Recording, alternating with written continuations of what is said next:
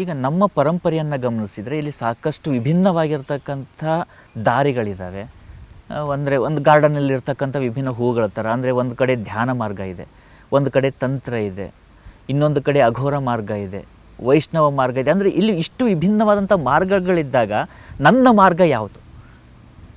ಅಥವಾ ಈ ಸಮಸ್ಯೆಗಳ ಮಧ್ಯದಲ್ಲಿ ಏನಾಗುತ್ತೆ, ನನ್ನ ಮಾರ್ಗ ಇದೆ ಅಂದಾಗ ಅಲ್ಲಿ ಅಹಂಕಾರ ಮೂಡುತ್ತೆ, ನಂದೇ ಶ್ರೇಷ್ಠ ಅಂತ. ಅದನ್ನು ಹೇಗೆ ಅಡ್ರೆಸ್ ಮಾಡೋಕ್ಕೆ? ನಮ್ಮಲ್ಲಿ ಹೇಳ್ತಾರೆ, ಒಂದು ಶ್ಲೋಕವೇ ಇದೆ,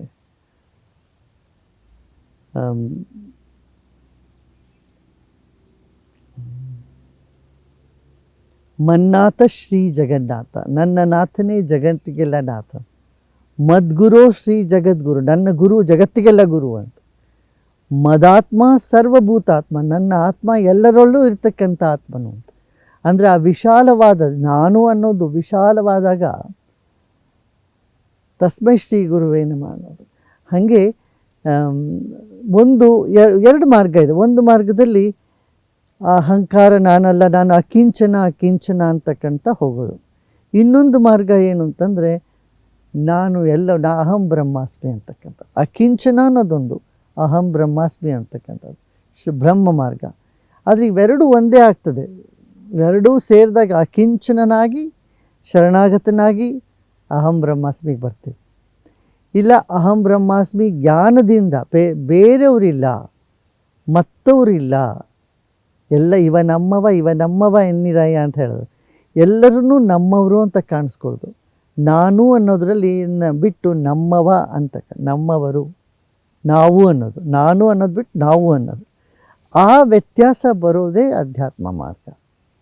ಇದರಲ್ಲಿ ನೀವು ಹೇಳಿದಾಗ ಇವಾಗ ಘೋರ ಇದೆ, ಬೇರೆ ಬೇರೆ ಕಪಾಲಿಕ, ಇವೆಲ್ಲ ಹೇಗೆ ಅಂತಂದರೆ, ಇವಾಗ ಯಾವುದೋ ಒಂದು ಕೆಟ್ಟ ಕಾಯಿಲೆ ಬಂದುಬಿಡ್ದೆ ಅಂತ ಅಟ್ಕೊಳ್ಳಿ, ಅದಕ್ಕೇನು ಮಾಡ್ತಾರೆ, ಒಂದು ಪಾಯ್ಸನಸ್ ಆಗಿರೋ ಒಂದು ಮೆಡಿಸಿನ್ ಕೊಡ್ತಾರೆ ನಿಮಗೆ, ವಿಷಪೂರಿತವಾಗಿರ್ತಾರೆ. ಯಾರಿಗೋ ಏನೋ ಕ್ಷಯ ಬಂದುಬಿಟ್ಟಿದೆ ಅಥವಾ ಇದು ಕೋಡಾಗಿದೆ, ಆ ಕೋಡಿಗೆ ಬೇಕಾಗಿರ್ತಕ್ಕಂಥ ಒಂದು ಔಷಧಿ ಕೊಡ್ತಾರೆ, ಒಂದು ಆ್ಯಂಟಿಬಯೋಟಿಕ್. ಅದೆಷ್ಟು ದಿನ, 7 ದಿನ ತೊಗೊತಾರೆ, 14 ದಿನ ತೊಗೋತಾರೆ, ಎಷ್ಟು ಒಂದು ನಿಯಮಿತ ದಿನಗಳಲ್ಲಿ ಮಾತ್ರ ಅದು ಕೊಡ್ತಾರೆ. ತಂತ್ರವಿದ್ಯೆ ನಮ್ಮಲ್ಲಿ ಹಿಂದೆ ಈ ಥರ ಇತ್ತು. ಯಾರು ಅತಿ ಕಾಮುಕರಾಗಿರ್ತಿದ್ರು, ಅವರ ಮನಸ್ಸು ಬೇರೆ ಯಾವುದರಲ್ಲೂ ಹೋಗದೇ ಇರ್ತಕ್ಕಂಥವ್ರನ್ನ ಒಂದು 8 ದಿನ 10 ದಿನ ಅವರು ದೇವಸ್ಥಾನದ ಪ್ರಕಾರದಲ್ಲಿ ಕೂರಿಸೋರು. ಅಲ್ಲಿರ್ತಕ್ಕಂಥ ಆ ವಿಗ್ರಹಗಳನ್ನೆಲ್ಲ ನೋಡಿ, ಅದನ್ನು ನೋಡಿ ಅದರ ಮೇಲೆ ಧ್ಯಾನ ಮಾಡೋದು, ಅವರಿಗೆ ಸರಿ ಒಂದು ಗೈಡೆನ್ಸಲ್ಲಿ ಮಾಡ್ತಾ ಇದ್ದಿರ್ತಕ್ಕಂಥದ್ದು.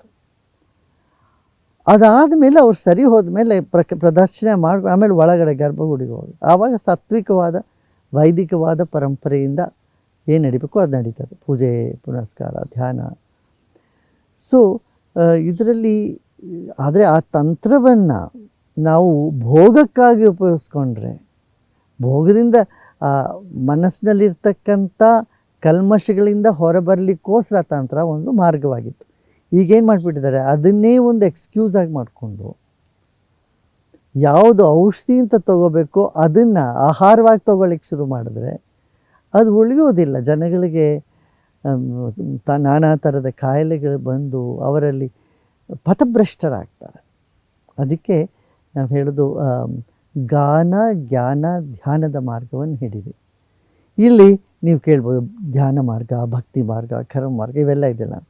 ನಾನು ಅದಕ್ಕೇನು ಹೇಳೋದು ಅಂತ ನೋಡಿ, ಒಂದೇ ಕುರ್ಚಿಯ 4 ಚೇರ್ ಕಾಲುಗಳಿದ್ದಂಗೆ, ಆ ಒಂದು ಕಾಲನ್ನು ಹಿಡಿದು ಹೇಳಿದ್ರೆ ಮಿಕ್ಕಿದ ಕಾಲು ಸೋತೆಗೆ ಬರ್ತದಲ್ಲ. ಹಾಗೆ ಇವಾಗ ನಿಮಗೆ ಇದು ಕಜ್ಜಾಯ ಇಷ್ಟ ಆಯಿತು ಅಂತ ಇಟ್ಕೊಳ್ಳಿ, ಕಜ್ಜಾಯ ಏನು ಅಂತ ಗೊತ್ತಾಗೋದು ಏನಾಗುತ್ತೆ, ಜ್ಞಾನ ಮಾರ್ಗ. ಮತ್ತು ಅದನ್ನು ಇಷ್ಟಪಡ್ತಕ್ಕಂಥದ್ದು ಭಕ್ತಿ. ಇಷ್ಟನೂ ಪಟ್ಟಿದ್ದೀರಾ, ಅದ್ರ ಬಗ್ಗೆ ಜ್ಞಾನವೂ ಇದೆ, ಸುಮ್ಮನಿರ್ತೀರಾ, ಅದು ಮಾಡಿ ತಿಂತೀರಾ, ಅದು ಮಾಡಿ ತಿನ್ನೋದು ಕರ್ಮ ಮಾರ್ಗ. ಹೀಗೆ ಜ್ಞಾನ ಭಕ್ತಿ ಕರ್ಮ ಈ 3 ಸೇರಿಕೊಂಡೇ ಹೋಗುತ್ತೆ ಹೆಚ್ಚು ಕಮ್ಮಿ. ನೀವು ಹೇಳ್ತಾರೆ ಗುಡಿ ಅಂತ ನಿಮ್ಮ ಫ್ಯಾಮಿಲಿ ನೇಮು, ಗುಡಿಗೆ ಹೋಗ್ಬೇಕಾದ್ರೆ ಏನು, ಗುಡಿ ಎಲ್ಲಿದೆ ಅಂತ ಗೊತ್ತಾಗೋದು ಜ್ಞಾನ. ಗುಡಿಗೆ ಹೋಗಬೇಕು ಅನ್ನೋ ಒಂದು ಇಷ್ಟ ಭಾವನೆ ಹುಟ್ಟೋದು. ಎಲ್ಲರಿಗೂ ಗುಡಿಗೆ ಹೋಗಬೇಕು ಅಂತ ಅನ್ಸೋದಿಲ್ಲ, ಭಕ್ತಿ ಇದ್ದರೆ ಮಾತ್ರ ಗುಡಿಗೆ ಹೋಗೋದು, ಆ ಭಾವ ಭಕ್ತಿ ಆಗುತ್ತೆ. ಮತ್ತು ಆ ಗುಡಿಗೆ ಹೋಗಿ ಅಲ್ಲಿ ಶರಣಾಗತರಾಗೋದು, ಅಲ್ಲಿ ಪೂಜೆ ಮಾಡೋದು, ಅಲ್ಲಿ ಇವೆಲ್ಲ ಏನು ಕರ್ಮ ಆಗುತ್ತೆ. ಹೋಗೋದೇ ಕರ್ಮ ಆಗ್ತದೆ. ಹೀಗೆ ಇದು 3 ಜೊತೆಯಾಗಿ ಹೋಗ್ತದೆ ಹೆಚ್ಚು ಕಮ್ಮಿ.